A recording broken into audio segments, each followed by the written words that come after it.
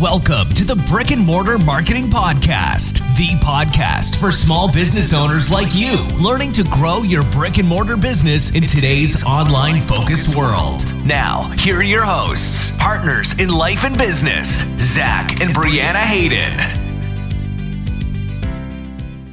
Welcome back to the Brick and Mortar Marketing Podcast. How's everybody doing? We're doing pretty good over here. Excellent. I'm glad to hear that. I already knew that actually because, I'm here too. So, good episode last week. We're excited to be back this week. Yep, episode 4. Is that what this is? I think we're on 5. I think this is 5. I think so. All right. I probably should double check. Hey, if you've got any questions or have anything that you would like us to cover in this podcast, when you're watching the video on our Facebook page, comment below and we'll send you a message and we'll get your feedback and stuff. If you're listening to the podcast, you got to go over to our Facebook page, Hayden Digital, and watch the podcast there. Or just send us a message there. You could send us a message there, yeah. I'm gonna try something cool with the podcast video this time that you won't know what it is until you comment on the video. Yeah, how's that for opening a story loop? Interesting. One of these. Oh man, excuse me, that was unprofessional. One of these episodes, we're going to talk about StoryBrand. I love StoryBrand, and I just opened a story loop for you. Just a little sprinkling of story. Well, because I opened the story loop there with saying, hey, check this out, and I'm not going to tell you what it is. And so now you're forced to, I need to know what the end is. Okay? But I'm not going to tell you. That keeps you in suspense. Anyways, we're going to talk about some Facebook etiquette today. So let's get started with some tips and tactics. Marketing tips and tactics. Okay. So, Brianna thought we would start with this. I think it's a great idea. It happens all the time, and it bugs the snot out of me. Yeah. And I think it's a real problem. People don't realize that they're doing it. Yes. So why don't you get us started? Okay. Some thoughts about Facebook etiquette, and then we're going to roll that into some really basic talk about organic traffic on Facebook. But let's start with some courtesy, some things we need to think about. I think it's always important to think of yourself as a professional. When you're online, whatever you share, even on your personal page, is a representation of what your business or your company also represents. So let's say you own a small, a shoe store. And on your personal Facebook page, you post things that are not entirely clean, maybe, not suitable for work, that kind of thing. That could really turn off some potential customers. Yeah. We forget that we don't really do business with businesses. We do business with people. Yes. And we go to the coffee shop, especially small local businesses. Where there's one person who is the face of the entire business. Or a couple even. But you don't, if you see your accountant on Facebook, sharing these rude videos or these just unprofessional things. Just whining all the time on Facebook, you go, maybe I will look at another account. Do I want to give this guy my money? And it's not, can you do it? Yes. No one is saying that you can't do it. Correct. Correct. Should you be doing it? I think you should always take a second. Anybody, not just business owners. Just think before you post something. Yeah. That is because it's so easy to just share things and think, well, I think that's funny, and I'm just joking around. Mm-hmm. Yeah, you think nowadays, because everyone is going to go online. We're hiring some counselors for some coaches for our summer camp right now. And one of the first things I do when somebody gives me their application or is interested is go to their Facebook page and look at it. Yep. Now, a lot of them have gotten smarter and they aren't public. Oh. They hide most of their stuff because they don't set it to public, which is a smart plan. Yes. That, I think. You have your right to privacy. You have your right to privacy, yes. But that doesn't mean you should also still make sure you are posting the things that you think are appropriate. You know, we see this with like teachers. Okay. Like, I don't want my kid going to school with this person when I see their Facebook page, you know, or daycare people or, you know, anything, somebody at the Y or whatnot. You want to just make sure that you are representing, you know what? So I heard this great analogy on another podcast. If you're really into social media, the Social Media Examiner podcast is fantastic. Ooh, that's a good one. Really great. But they had a guest on the other day talking about Facebook groups, and she had this great analogy about Facebook. So the Facebook is like the front yard of your house is your Facebook page. Okay. And as a business professional, I think you should think of the front of your personal profile being a little bit about your front yard too. Yeah. Okay. So people drive by and they see it. Okay. If you got 3 cars sitting out front, the yard hasn't been mowed forever, people are going to start to judge you a little bit on what might be going on inside the house. Okay. Which may or may not be. Might not be true or even fair, but that's the world we live in. So, you know, you want your front yard to be mowed and have nice, landscaping and, make sure the house is painted and whatnot. Your front yard is more for people to look at. Yes. A Facebook group, which we're not going to talk about groups today, but that is your backyard. That's where the party is, where you invite people over to barbecue, you talk to them more, you interact with them. Not everyone gets to see the exactly. Not everybody is invited into the backyard. And that's what a Facebook group should be. We won't talk about groups today. I'll bring this analogy back up when we talk about Facebook groups. But that reminds me that a lot of people use their personal pages to promote their business rather than use their business page to promote their business. Like sharing updates like, oh, the shop will be closed this day and this day, and that's not what your personal page is for. Your business, you should have a business page for that purpose. You can share those things on your personal page. Yeah, share the business page's post to your personal profile. Yeah. One of the things that drives me nuts was just an easy, smart thing to be doing. If you have a business or you work at a business where you are helping to market them or whatever, you want to help that business out, which I hope you all do.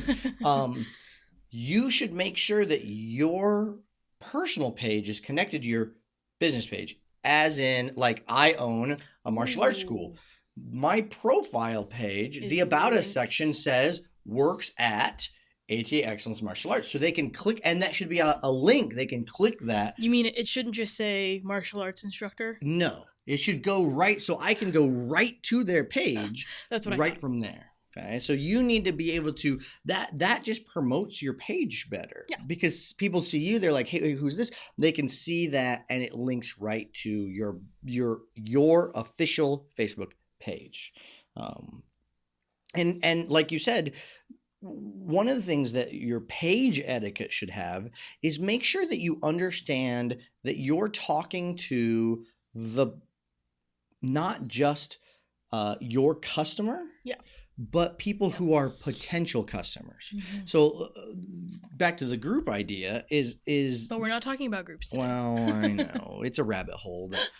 Another sprinkling of groups. We're sprinkling. For you. Well, here's the thing: Facebook page etiquette would say that if I will use my martial arts school as an example. Okay, but we say that you need to make sure that you wear a specific uniform today. Okay. I don't put that on my public page. No. Because my potential clients, that's the front yard. Yeah. I don't need to tell them to wear a uniform because they don't care. That should be where I communicate with those people in the backyard and say, hey, make sure you wear this uniform today. And a lot of people on their public Facebook page will talk to the customers in their own dialogue, like the way that your culture is. Where they're not even adapted to that culture yet. Exactly. So they're like, what are you talking about? You're like, hey, we've got a sale on this, this, and this. And me, because I'm a potential customer, but not a customer yet, goes, I don't even know what those are. Yeah. You're using the terms that I don't know. You're acting like they've already been invited to the backyard. Yes. And you want to make sure that you are remembering that the Facebook page, your page should be helping other people learn about you, become customers. Once they are customers, there should be other communication methods with them. Yes. Okay. Messenger, groups, email, text, those kind of things. The Facebook page is more of a billboard. It's more of a yard sign. Those kind of things. We're going. I wish I gave that lady credit for her analogy because it's great. Yeah, no, that is. So I think on your page and your personal profile, remembering that, and if you want to stay, relevant, and if you want Facebook to stay relevant as a platform, stop whining on Facebook. Yeah. That's why people love Instagram. Instagram is growing because you don't go. I could pull up Instagram right now. No one's whining on it. Yeah. Well, not much for the most part. A little stories now, or a little bit, but not. I mean, most of it's cool pictures, cool Which videos. Is another reason that your business might think about having an Instagram page. You need an Instagram page. I'm just saying. Any other tips on like etiquette? I think it's important to, if you're gonna have well, first of all, you need to decide if you're gonna have customers as friends on your Facebook page, because small businesses, you get used to, you build relationships with your customers, and you have to come to a point where you decide, hey, I get a request from a customer, I'm gonna add them, or no, I'm gonna keep that completely separate. Like I know teachers that have a personal philosophy, or even a corporate-wide philosophy that, I'm not friends with any parents on Facebook, which is not a bad idea.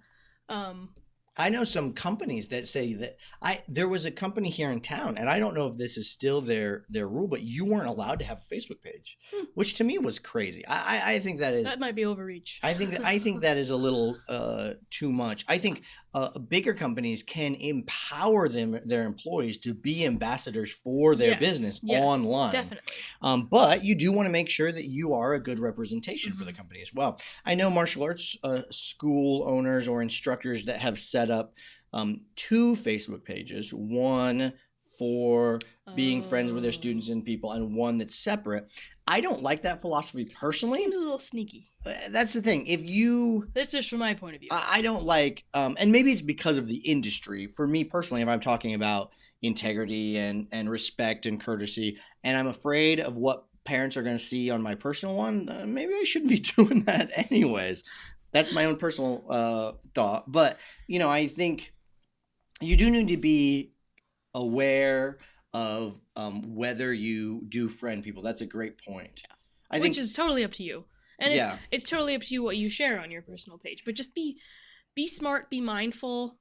You're representing more than just yourself. Mm-hmm.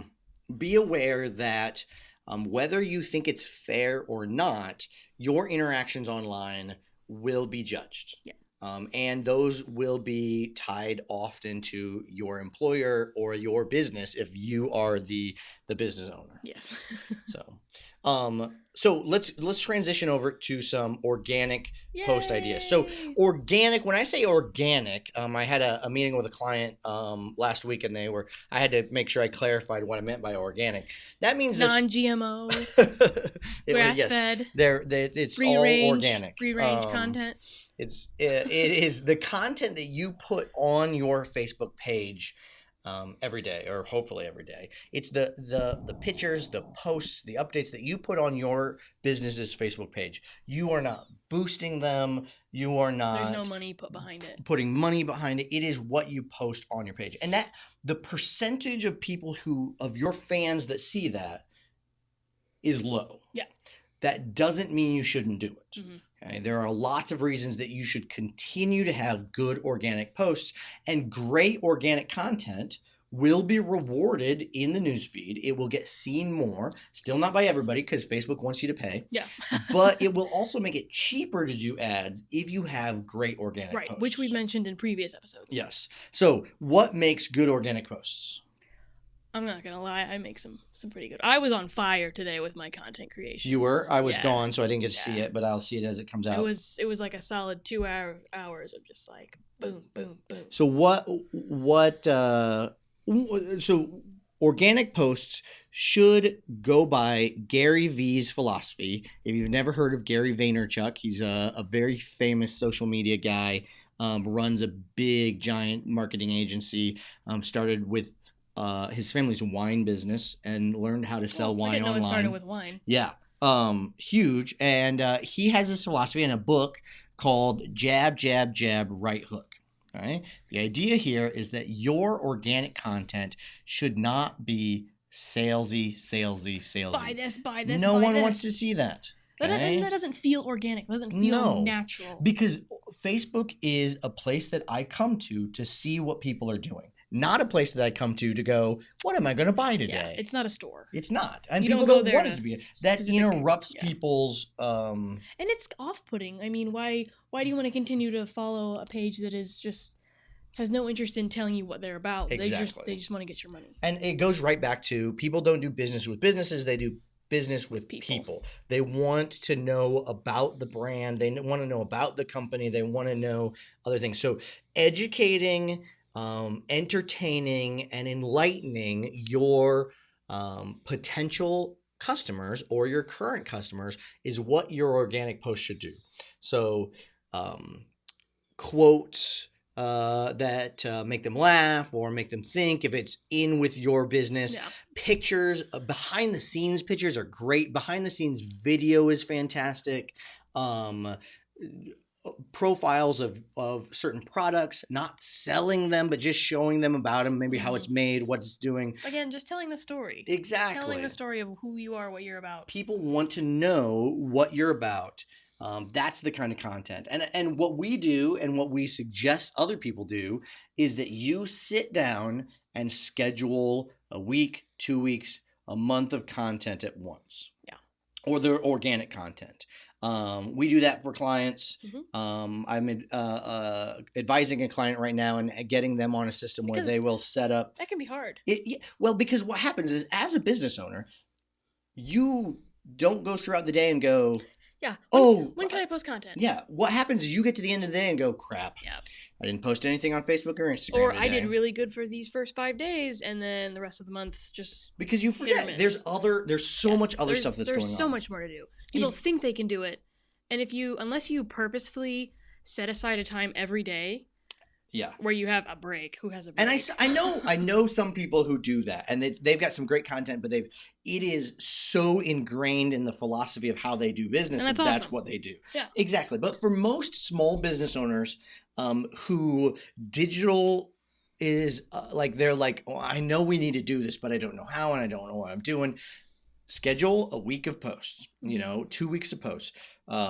And it doesn't even have to be every day. If you want to start out small. Yeah, I suggest, if you can, every day, one post every day. Mm-hmm. All right. You can test that. Don't listen to anyone who says there's a hard and fast rule. This is how every business should do it, because that's not true.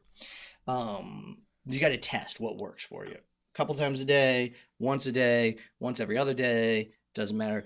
What's more important than every day is good content. Yeah. So every day, bad content is worse than 3 times a week really good content.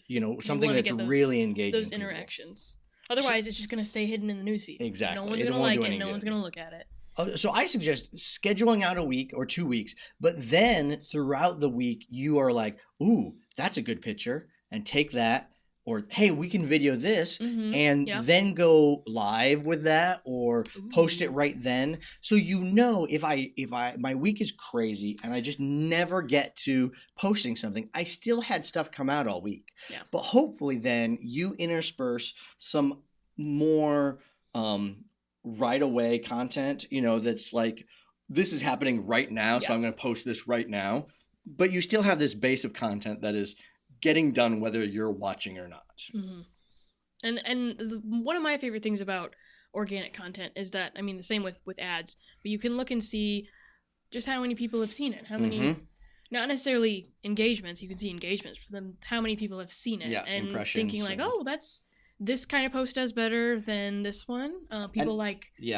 like these kind of images more than these. And that's different for every business. Yes. That's why you shouldn't listen to somebody who says, hey, do this. No. Go, you do what your works post, for you. schedule, and then go back to your insights, like maybe once a month, go to your insights and go, hey, these posts did horribly. I'm not going to do that kind again.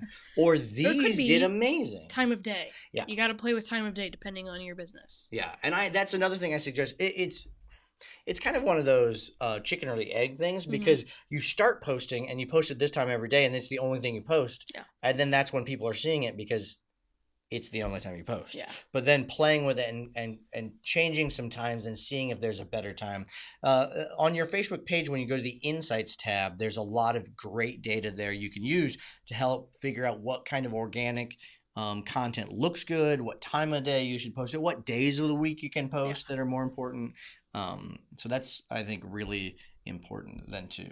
I think Facebook organic traffic or organic posts, I would go once a day, twice a day, depending on the kind of business you're running. You know, Instagram, if you're going to do organic Instagram, I really think you need to do 2 to 3 times a day. Yeah. I mean, Instagram, the feed is faster. The algorithm. It's a lot different there. And then we're not today topic, but stories. We'll have to talk about stories a whole nother time. More story sprinkle for you. Yep. So I think that gives you some good tips on this week's kind of what to look at for your own personal Facebook organic traffic. Don't expect necessarily amazing results from your organic traffic. Yeah, you're not going to get tons of leads by posting. Not necessarily. Yeah, there are a few people out there that have such amazing organic traffic that it gets shared and it's just it builds a lot. They build a huge following, but that's not. It should not replace paid advertising, though. Yeah, not at all. But it needs to be part of paid advertising. It needs to be part of your strategy. Definitely. Okay, let's go to our book review section. Ooh. Book review. So last week we started talking about the book Never Lose a Customer Again by Joey Coleman. Yes, and we did. We talked about the assess phase is the first phase of the customer journey that we want to make sure that we're doing a great job of interacting with the customer, making sure that we are paying attention to the experience that someone is having in that phase. So now we're going to go to the admit phase. This is the second phase in the process. So let me read you a little bit here. The admit phase of the customer experience occurs when the prospect transitions to customer by giving you their hard-earned money. They admit they have a problem that they think you can solve. This triggers the start of the first 100 days with day 1, the purchase. Day 1. At this point of the life cycle, the customer feels a sense of hope and possibility for the results they will obtain with your product and or service offerings. Aww. The chemical reaction in the brain affirms their choice with a dopamine release, producing a high energy that may or may not be perceptible to the customer.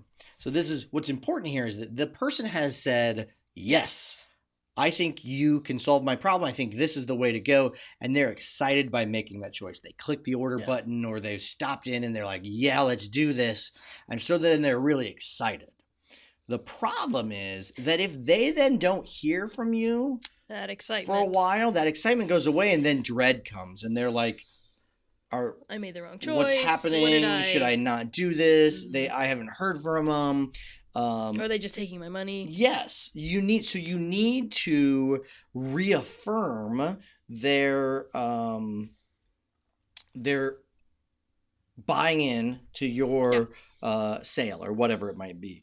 And in each of these phases, you can interact with the customer in different ways. So the in person, obviously is good. But one thing that we do for the martial arts school is as soon as someone signs up for a trial on our website, I will send them a text message with a short video from me that says, hey, thanks for wanting more information and joining our trial program. One of our staff members will be reaching out to you really soon to book your first class. So they have pressed the button online. And then instant, and then they're like, if you let them go too long and they don't get a call or whatever, they start getting nervous. They email and like, hey, what's going on? How do I get this going? So this way we use a different and a more unusual communication tool with them. So then they're really like, whoa, that was cool. The head guy just sent me a video that was personalized. It's not the same video. It's to them every time, individual each time, that says, hey, one of our staff members is going to be reaching out. So I've got a staff member who, as soon as a lead comes in, I send it over to her. She has this whole process that I've laid out, and she's very good at it. Very good at it. And she sends me on my task list, hey, you need to send this video. And I record it right then, send it off. And we've got good results with that. Then we usually text them, email them, call them, whatever we need to get a hold of them to stay in contact. But that's that. You want to acknowledge that they have admitted they have a problem. They've bought in. What are you going to do right away to get that going? Yeah. So, which if you're not doing something right away, do you need customers? Yeah.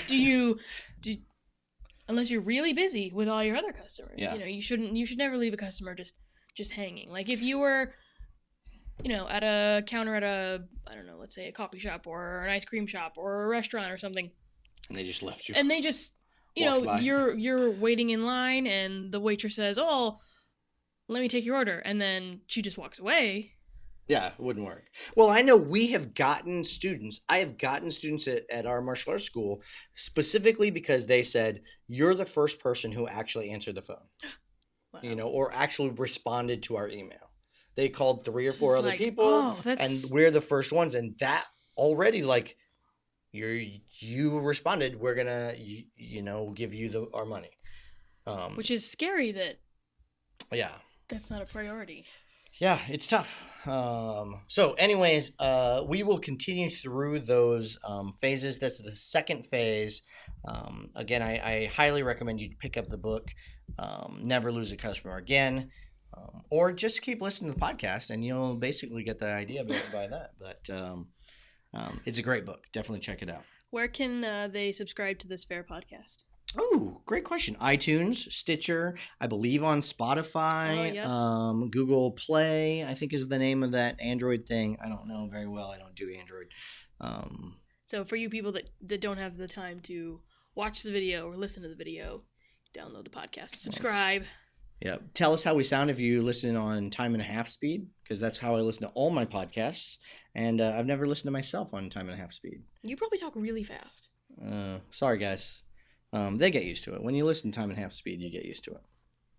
Okay. Anything else? I was going to call you Mrs. Hayden. That's our Taekwondo thing. You were. Brianna? I don't think so. I think that's it. That's some great tips, some really good actionable items for you to take today. Don't forget that if you want to see my special surprise, we've got to head over to Facebook if you're not watching this on Facebook right now. Comment below and see if you get something cool. Okay, try it out. Okay. While you're there on Facebook, you should assess your Facebook etiquette. You should, yeah. Check out your Facebook etiquette. Look through your feed and be like, maybe I shouldn't have posted that. Maybe. We've all done that. Yes. Oh, yes. Well, here's what my suggestion. If you have that temptation to post it, go over to Twitter and post it there. No one will read it. That's what I do. I How just about go to MySpace? Twitter. You can. They lost a bunch of data recently. So it is just got erased. everything safe? There we go. It's all gone. Facebook ain't losing your data. No. They might sell it to somebody, but no. Whole different story. Okay, we're out. Talk to you guys later. Bye.